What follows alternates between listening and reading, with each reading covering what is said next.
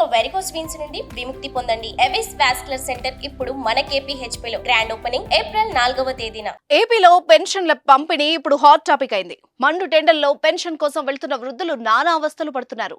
విజయవాడ, తిరుపతిలో పెన్షన్ కోసం వెళ్లిన 2 వృద్ధులు మృత్యువాత పడ్డారు. ఇటువంటి సంఘటనలపై జనసేనాని పవన్ కళ్యాణ్ స్పందించారు.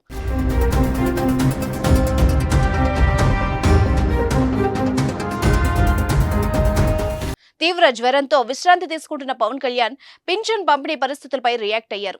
మండు టెండల్లో ప్రజలు పడుతున్న ఇబ్బందులపై ట్విట్టర్ వేదికగా రియాక్ట్ అయ్యారు. జనసేన నాయకులు జన సైనికులకు విజ్ఞప్తి చేశారు. పింఛన్లు తీసుకోవాల్సిన వృద్ధులకు, దివ్యాంగులకు తోడుగా ఉండాలంటూ పిలుపునిచ్చారు. పెన్షన్ ఇచ్చే కార్యాలయానికి తమ వాహనాలపై జాగ్రత్తగా తీసుకువెళ్లాలని సూచించారు. పెన్షన్ ఇప్పించి ఆ తర్వాత ఇంటి దగ్గర దించి రావాలని కోరారు. సామాజిక బాధ్యతగా జన సైనికులంతా పెన్షన్లు తీసుకునే వాళ్ళకి సహాయం అందించాలన్నారు పవన్ కళ్యాణ్.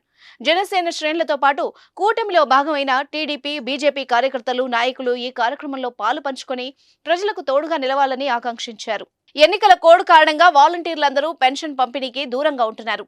4.5 ఏళ్లుగా పెన్షన్ లబ్ధిదారుల ఇళ్లకు నేరుగా వాలంటీర్లు వెళ్లి పెన్షన్ డబ్బులు అందించేవారు.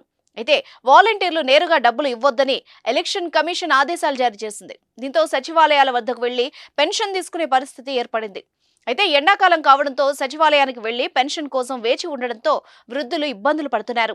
అయితే సచివాలయంలో టెంట్లు వేయడం, మంచినీటి సరఫరా చేయడం వంటి సౌకర్యాలు అధికారులు కల్పిస్తున్నారు. అయినప్పటికీ ప్రజలు ఇబ్బందుల్ని గమనించి వాళ్లకు సహాయం అందించాలని పవన్ కోరారు.